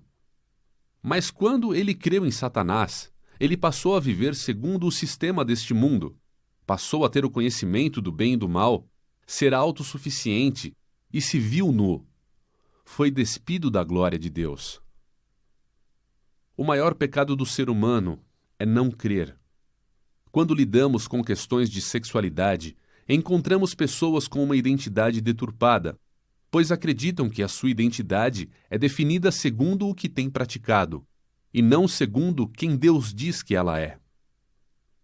Complicou um pouquinho, não é? Então vamos traduzir com um exemplo prático. Uma pessoa que um dia foi alcoólatra e deixou o vício, hoje não pode mais ser chamada de alcoólatra. Mas na época em que ela estava com este mau hábito, sim, ela estava nesta condição. Era uma condição em que ela se encontrava, junto a algo que fazia mal para ela. Definitivamente não era o melhor do que Deus queria e tinha para ela. Mas hoje ela não está mais bebendo, pois entendeu que só porque aquilo lhe dava prazer, não significava que era bom para ela, mas sim a estava matando. Por isso esta pessoa rejeitou aquilo que estava a destruindo. Sendo assim, Agora ela não pode mais ser chamada de alcoólatra. Muitos acreditam que aquilo que fazemos é que determina quem nós somos. Isso é mentira do diabo. O que fazemos determina a condição em que estamos. Não é o que você faz que define a sua identidade, mas sim a sua identidade em Deus que determina e guia o que você faz. Para mim, este é um pensamento que ilustra claramente a maneira como Satanás quer deturpar a nossa identidade e corromper a criação, os filhos de Deus. Você é aquilo que Deus diz que você é, e não é o que a condição em que você está determina. Porém, a condição em que você está guia o que você faz. Só porque você não gosta de algo, não significa que você é aquilo que você gosta. Nem tudo o que fazemos só porque é gostoso e prazeroso é bom para nós. E Deus deixa isso bem claro em sua palavra. Deus tem o melhor para nós, e nele encontramos tudo que é bom, perfeito e agradável para nossas vidas. Se estamos em Jesus, então temos uma identidade. Somos filhos, filhas de Deus. Não precisamos fazer mais nada. Simplesmente somos. E se somos filhos e filhas, fazemos o que vemos nosso Pai fazer, assim como Jesus. Então lhes falou Jesus: em verdade vos digo, que o Filho nada pode fazer de si mesmo, senão somente aquilo que vir o Pai fazer, porque tudo o que este fizer, o Filho também semelhantemente o faz. João, capítulo 5, versículo 19. Meu irmão, minha irmã, você não precisa provar para o mundo quem você é. Você já foi criado, criada, com uma identidade estabelecida por Deus. Basta observar se você está nela ou não. Não permita que o mundo nem Satanás deturpe ou contamine a sua verdadeira identidade de filho, filha de Deus. Por isso eu te pergunto, qual a sua identidade? Veja que analogia interessante. O filho de Mark Zuckerberg, dono e criador do Facebook, quando nascer, já será bilionário. E ele não precisou fazer absolutamente nada, nenhum esforço para ser herdeiro. Simplesmente ser filho do Mark. O filho é naturalmente herdeiro, e nós, por Jesus, somos herdeiros de Deus. Amado, amada, muitos de nós nascemos dentro de um lar disfuncional, onde nossa referência de pai é extremamente traumática, em um contexto de violência, abusos, dificuldades, e por isso muitas vezes enxergamos Deus com uma referência distorcida de sua verdadeira paternidade. A paternidade de Deus nos revela Ele como um pai que ensina, disciplina e corrige. Veja, Hebreus capítulo 12, versículos de 5 a 8. E estáis esquecidos da exortação que, como a filhos, discorre convosco? Filho meu, não menospreze a correção que vem do Senhor, nem desmaies quando por ele és reprovado, porque o Senhor corrige a quem ama e açoita a todo filho a quem recebe.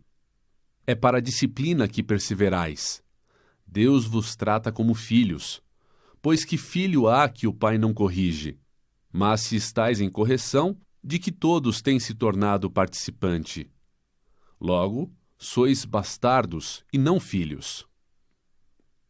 Veja Provérbios capítulo 3, versículo 12. Porque o Senhor repreende a quem ama, assim como o pai ao filho a quem quer bem. Deus também se revela como um pai que exorta. Veja 1 Tessalonicenses capítulo 2, versículos de 10 a 12. Vós e Deus sois testemunhas do modo por que piedosa, justa e irrepreensivelmente procedemos em relação a vós outros, que credes. E sabeis ainda de que maneira, como pai a seus filhos, a cada um de vós exortamos, consolamos e admoestamos para viverdes por modo digno de Deus, que vos chama para o seu reino e glória. Deus também se revela como um pai que ama. Respondeu Jesus: se alguém me ama, guardará a minha palavra, e meu Pai o amará. E viremos para ele e faremos nele morada. João capítulo 14, versículo 23. porque o próprio Pai vos ama, visto que me tendes amado e tendes crido que eu vim da parte de Deus. João, capítulo 16, versículo 27. Vede quão grande amor nos tem concedido o Pai, que fôssemos chamados filhos de Deus. Por isso o mundo não nos conhece, porque não conhece a Ele. 1 João, capítulo 3, versículo 1. Deus também é um Pai que não abandona. Porque se meu pai e minha mãe me desprezarem, o Senhor me acolherá. Salmos, capítulo 27, versículo 10. Deus também é um Pai que não desampara. Sedes fortes e corajosos, não temais, nem vos atemorizeis diante deles, porque o Senhor vosso Deus é quem vai convosco, não vos deixará, nem vos desamparará. Deuteronômio, capítulo 31, versículo 6. Deus é um Pai que protege. De Benjamim disse: o amado do Senhor habitará seguro com ele. Todo dia o Senhor o protegerá, e ele descansará nos seus braços. Deuteronômio, capítulo 33, versículo 12. O Senhor guarda o peregrino, ampara o órfão e a viúva, porém transtorna o caminho dos ímpios. Salmo 146, versículo 9. Deus é um Pai que é provedor. Pedi e dar-vos-á, buscai e achareis. Batei e abrir-se-vos-á, pois todo o que pede recebe, o que busca encontra, e a quem bate, abrir-se-lhe-á. Ou qual dentre vós é o homem que, se porventura o filho lhe pedir pão, lhe dará pedra? Ou se lhe pedir um peixe, lhe dará uma cobra? Ora, se vós que sois maus, sabeis dar boas dádivas aos vossos filhos, quanto mais vosso Pai, que está nos céus, dará boas coisas aos que lhe pedirem. Mateus, capítulo 7, versículos de 7 a 11. Deus é um Pai que é gentil e tem compaixão. Como um pai que se compadece de seus filhos, assim o Senhor se compadece dos que o temem. Salmo 103, versículo 13. Deus é um Pai que é sábio e instrui. Ouvi, filhos, a instrução do Pai, e estai atentos para conhecerdes o entendimento, porque vos dou boa doutrina, não deixeis o meu ensino. Provérbios, capítulo 4, versículos 1 e 2. Quem é filho de Deus se submete à vontade do seu Pai, porque no Senhor todas as coisas são boas, perfeitas e agradáveis, e tudo coopera para o bem daqueles que amam a Deus. A palavra nos fala para não estarmos ansiosos por coisa alguma, e que a ansiedade é reservada para os órfãos, para os que não têm pai. Mateus, capítulo 6, versículos 31 e 32. Veja: portanto, não vos inquieteis, dizendo: que comeremos? Que beberemos? Ou com que nos vestiremos? Porque os gentios é que procuram todas estas coisas, pois vosso Pai celeste sabe que necessitais de todas elas. Quando verdadeiramente entregamos o controle, o governo de nossas vidas para Deus, conseguimos descansar. Não precisamos mais querer fazer as coisas com a força do próprio braço. Não precisamos mais ter sempre uma carta na manga para o caso de que algo não saia como planejado por você, pois agora os planos são do Senhor. Torço para que você possa se entregar e viver o melhor que Deus tem para a sua vida, entregando-se por completo ao Senhor em todas as áreas da sua vida. Se jogue nos braços do Pai, assim como uma criança que sabe que seu pai não vai deixá-la cair. Confie, você é filho, é filha, e tem um Pai que te ama e não vai te desamparar. Satanás até lançou mentiras sobre você e usou pessoas para te machucar, e circunstâncias para distorcer a sua identidade, mas Deus, o seu Pai, tem algo muito precioso para te dizer. Filho, filha, eu quero te chamar para perto de mim. Eis que a mão do Senhor não está encolhida para que não possa salvar, nem agravado o seu ouvido para não poder ouvir. Isaías 59:1. Filho, filha, eu quero te pegar no colo para cuidar de você. Os teus olhos viram meu corpo ainda informe, e no teu livro todas estas coisas foram escritas, as quais em continuação foram formadas, quando nem ainda uma delas havia. Salmos 139:16.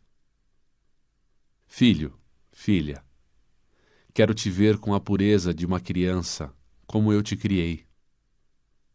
Em verdade vos digo que qualquer que não receber o reino de Deus como menino, não entrará nele. Lucas, capítulo 18, versículo 17. Filho, filha, eu quero te ouvir, porque sou eu que conheço os planos que tenho para vocês, diz o Senhor. Planos de fazê-lo prosperar e não causar dano. Planos de dar a vocês esperança e um futuro. Jeremias, capítulo 29, versículo 11. Filho, filha, eu quero tratar das suas feridas e tirar as suas dores. Sara os quebrantados de coração e lhes ata as suas feridas. Salmo 147, versículo 3. Filho, filha, eu quero ter e estar em intimidade com você. Quero ser um com você. Quero você com coração puro, tratado, sem cascas, como eu te criei. Filho, filha, eu quero te chamar pelo nome. Sugestão de oração para a restauração da paternidade de Deus. Meu irmão, minha irmã, se você sente em seu coração que está afastado do Senhor e que não consegue enxergá-lo como Pai, ore comigo para apresentar esta situação diante dele. Ele te espera de braços abertos para receber você como filho, como filha. Deus, tenho estado afastado de ti. Dói muito achar que você havia esquecido de mim. Mas aprendi em sua palavra que o Senhor nunca me abandonaria e que é um Deus justo com todos e que não pode ir contra a sua própria palavra. Sei que aceitei as condições que o mundo me ofereceu. Elas fizeram com que eu me afastasse de ti e me cegaram para enxergar o quanto o Senhor me ama. Ama tanto que deu seu Filho Jesus para morrer em favor da minha vida. Para que hoje eu pudesse me achegar a ti novamente, através de uma nova aliança com Ele, onde o Senhor me garante que sou reconhecido como seu filho, sua filha. Declaro, Senhor, que o Senhor me fez filho. Não sou mais órfão. Tenho um pai que me amou primeiro, mesmo antes de ter me formado no ventre da minha mãe. Papai, eu aceito a sua paternidade. Cuida de mim, Senhor. Eu recebo o seu abraço, Senhor, e me permito caminhar lado a lado contigo, tendo Jesus como luz para os meus pés, para guiar a minha vida e para estar sempre no centro da sua vontade. Eu oro, Pai, em nome de Jesus. Amém. Sugestão de oração para restaurar sua identidade como filho, filha de Deus. Se você aceitou a Jesus como o único Senhor e Salvador de sua vida, então você passou de condição de servo para filho, filha, amado, amada, que foi adotado, adotada, por Deus através da aliança com Cristo. Mas, devido ao pecado que te afastou de Deus, você não consegue se enxergar como filho, filha de Deus. Ou mesmo se você ainda não entregou a sua vida a Jesus e você quer se reconciliar com Deus para ser retirado do império das trevas e se transportar para o reino do Filho do amor de Deus, quero convidá-la a me acompanhar nesta oração. Pai, em nome de Jesus, quero agradecê-lo pelo seu imenso amor pela minha vida. Reconheço que sou pecador, pecadora, e que tenho andado por caminhos que não te agradam. Por isso quero pedir perdão por cada um dos pecados que tem me afastado de ti. Diga ao Senhor cada um dos seus pecados.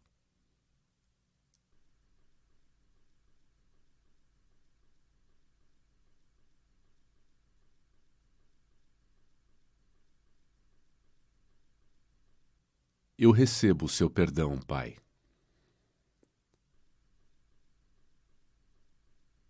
E quero agora decidir por ti. Eu abro mão dos desejos da minha carne e declaro Jesus como Senhor e Salvador da minha vida. Quero me reconciliar contigo nesta nova aliança com Jesus. Pai, eu tomo posse da verdade que está em sua palavra.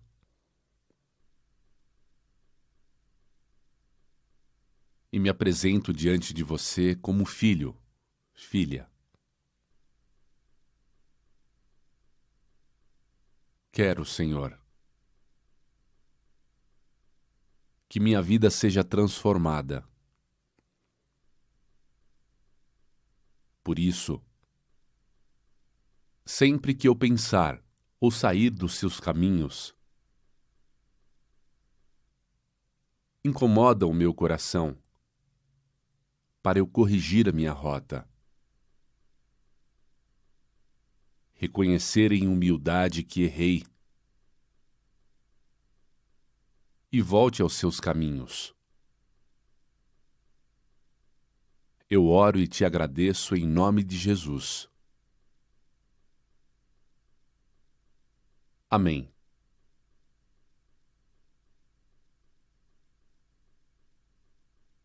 O que é ser discípulo de Jesus? Fomos chamados para ser canal do amor de Deus e gerar discípulos de Cristo. A nova vida em Cristo é uma caminhada seguindo os passos de Jesus. Não basta ser cristão, tem que ser discípulo. Quando decidimos que queremos enterrar a vida do velho homem que temos em nós e queremos ressuscitar em Cristo Jesus, somos conduzidos naturalmente a uma mudança de comportamento. Nosso alvo agora, nossa referência, passa a ser Cristo e não mais o mundo. Uma vez que entendemos a obra de Cristo na cruz e discernimos que vivíamos em trevas, começamos um processo de santificação, purificação, em busca de sermos parecidos com Jesus. A maneira de selarmos com Deus nossa decisão é através do batismo nas águas, onde fazemos uma aliança com o Senhor através de Jesus Cristo. O batismo é uma demonstração pública do acontecimento espiritual do seu sepultamento, morte da velha criatura, e da sua ressurreição com Jesus. Ao longo de nossas vidas, vamos adquirindo e vivendo experiências que vão contra a vontade genuína de Deus para as nossas vidas. Um dos processos que precisamos entender que tem que ser feito é o de limpeza, retirada da sujeira que adquirimos ao longo de nossas vidas. Como vimos, o pecado não pode coabitar com a santidade de Cristo em nós. Por isso precisamos começar a limpar a sujeira do velho homem em nossas vidas. Veja estas 3 ilustrações. Na primeira ilustração, temos um círculo onde o seu coração e você estão bem no centro e à sua volta está família, dinheiro, lazer, trabalho, estudo, casa, amigos e prazer. Nesta primeira ilustração, vemos o coração de um incrédulo, aonde ele é o centro de todas as coisas e o resto está à sua volta. Porém, na segunda ilustração, vemos o coração do religioso, aonde ele continua sendo o centro e à sua volta estão as outras coisas e também Jesus. Porém, o coração do discípulo é diferente. Jesus está no centro e à sua volta estão todas as suas coisas, inclusive o seu próprio eu. Satanás sabe exatamente onde se encontram as suas feridas, os seus pontos fracos, e ele não vai desistir de tentar te destruir para que você perca a comunhão com Deus e a sua salvação. Em todo o tempo ele continuará lançando setas inflamadas com mentiras em sua direção e levantando pessoas para te machucar e armando situações para te fazer pecar. Por isso, devemos seguir as orientações de Deus para nós em sua palavra. Sede sensatos e vigilantes. O diabo, vosso inimigo, anda ao derredor como leão, rugindo e procurando a quem devorar. 1 Pedro, capítulo 5, versículo 8. No demais, irmãos meus, fortalecei-vos no Senhor e na força do seu poder. Revesti-vos de toda a armadura de Deus, para que possais estar firmes contra as astutas ciladas do diabo. Porque não temos que lutar contra a carne e o sangue, mas sim contra os principados, contra as potestades, contra os príncipes das trevas deste século, contra as hostes espirituais da maldade nos lugares celestiais. Portanto, tomai toda a armadura de Deus, para que possais resistir no dia mau, e, havendo feito tudo, ficar firmes.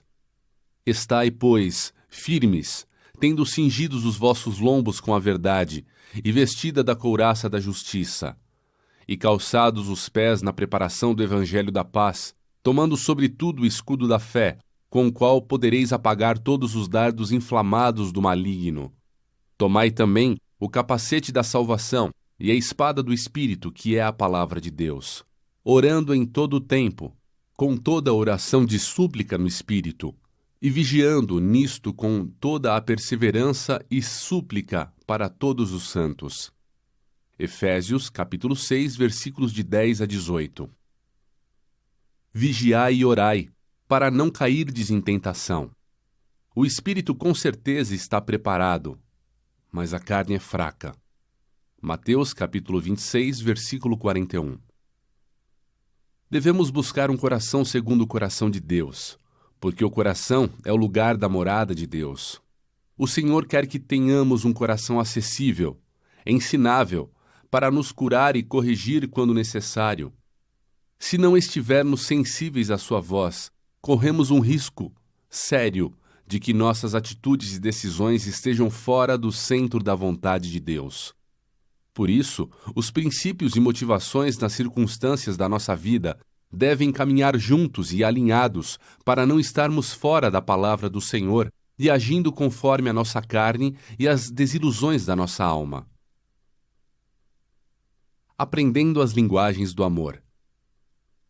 Vimos mais acima que cada um de nós aprendeu a amar de um modo diferente.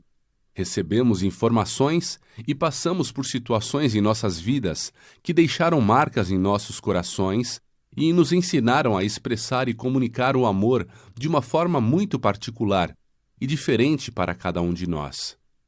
Temos nossas limitações e muitas vezes algo que é bom para mim pode não ser tão bom para você.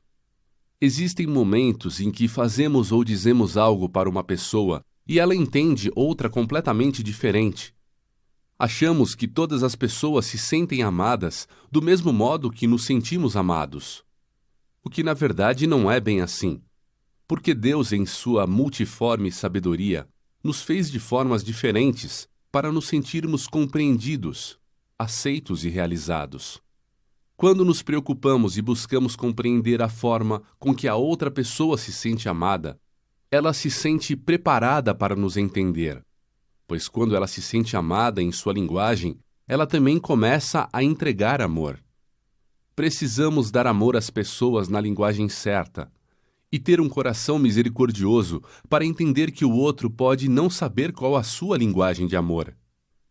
Conheça agora alguns exemplos práticos de linguagens de amor que vão te ajudar a identificar como as pessoas se comunicam através do amor, o que também é uma oportunidade de conhecer e identificar a sua própria linguagem de amor.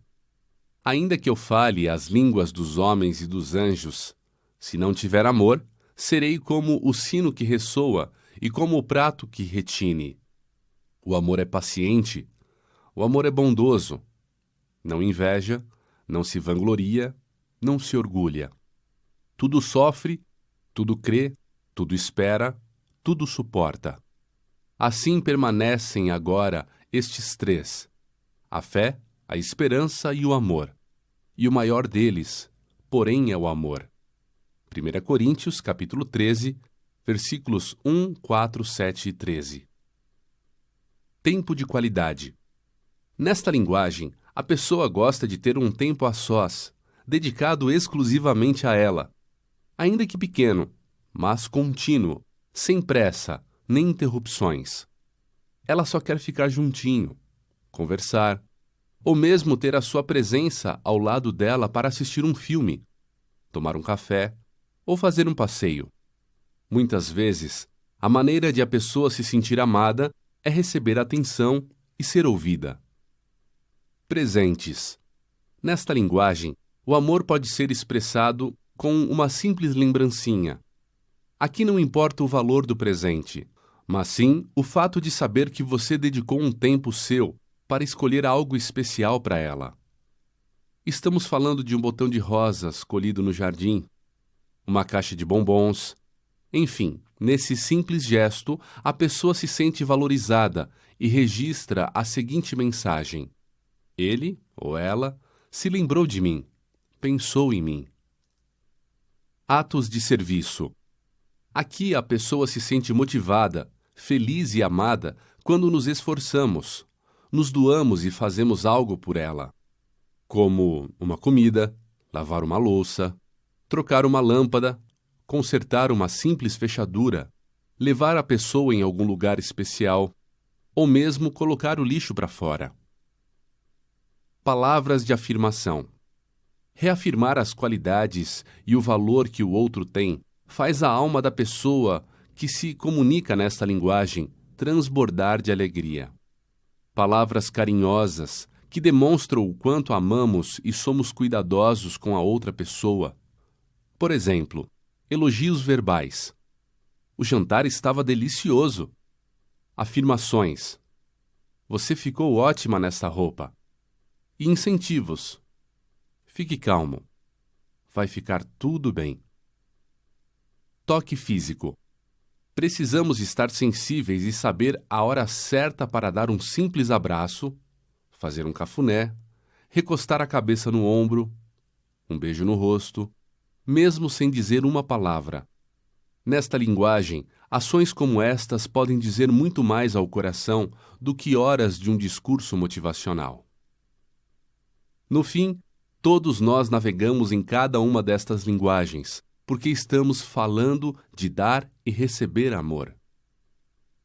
Não espere que a outra pessoa adivinhe a sua linguagem de amor, mas seja claro, clara, e apresente isso a ela. Tenha um coração misericordioso para entender e aceitar as limitações da outra pessoa, porque nem todos estão com o canal do amor de Deus desobstruído para amar. Mas você pode ser o agente transformador para a desobstrução deste canal e ensinar o outro a amar como Jesus nos ama. Precisamos decidir por Cristo. Agora que aprendemos a nos comunicar através das linguagens de amor, precisamos entender que não entraremos no reino de Deus sendo amargos, mas confiando que o Senhor vai reescrever a nossa história, apagando as mágoas do nosso coração e sarando nossas feridas através do seu amor transformador. Do mesmo modo, quando uma criança se machuca e vai correndo até o pai, chorando, mostra sua ferida e o pai cuida, limpa o machucado, dá um beijo e logo em seguida a criança esquece do machucado e volta a brincar. O Senhor também quer que nos acheguemos ao seu colo para Ele cuidar de nossas feridas, confiando que Ele é o único que pode tirar as nossas dores. Em verdade vos digo, quem não receber o reino de Deus como uma criança, de maneira nenhuma entrará nele. Então, tomando-as nos braços e impondo-lhes as mãos, as abençoava. Marcos, capítulo 10, versículos de 13 a 16. Em Jesus, você é livre para se quebrantar, ir aos braços do Pai como uma criança e viver o que Ele tem de melhor para a sua vida. Você aceita ter um coração transformado por Jesus? Me alegro em ver que chegamos até as últimas páginas do livro. Este é um sinal de que você busca estar com o coração verdadeiramente transformado por Jesus. Ter o coração transformado é olhar para si e conseguir enxergar a Cristo em tudo o que faz, discernindo que originalmente Deus nos criou com um coração puro, à sua imagem e semelhança, porém o pecado e suas consequências tentam a todo custo distorcer esta imagem e endurecer o nosso coração. Desejo que você seja completamente liberto, liberta e sarado, sarada dos traumas e machucaduras que a vida lhe causou, permitindo que Jesus e o poder do seu sangue derramado na cruz acessem o seu coração diariamente, para que você consiga ser um canal desobstruído do amor dele na vida de outras pessoas. Compartilhe para multiplicar. O Senhor nos chama para sermos agentes transformadores de corações. Por isso, se você foi abençoado com a leitura deste livro, convido você a compartilhar esta palavra, apresentando este livro para outras pessoas que você sabe que precisam ser alcançadas pelo amor do Senhor e ter o coração transformado. Apresente a elas o caminho, a verdade e a vida, que é Jesus, e o poder transformador que tem em seu sangue derramado na cruz. Seja um agente transformador do reino de Deus, semeando a palavra e alcançando muitas vidas. Deus te abençoe.